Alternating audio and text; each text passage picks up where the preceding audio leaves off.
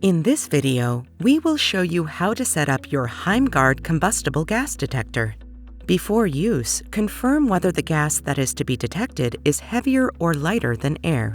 If the gas has a heavier density than air, install the device 30 to 100 centimeters above the floor with less than 150 centimeters from the gas source. LPG, for example.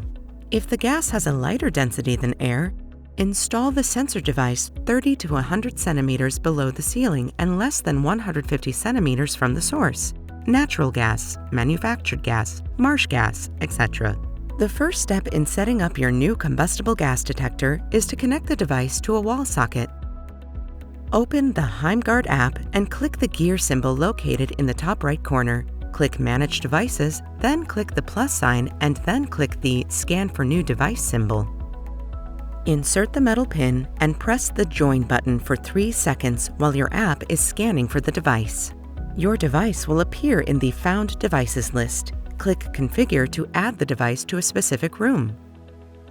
The device is pre-configured as part of your alarm system and will sound when the alarm is triggered. Thank you for choosing Heimgard. Enjoy your new product. For further information, please visit our website, heimgard.com.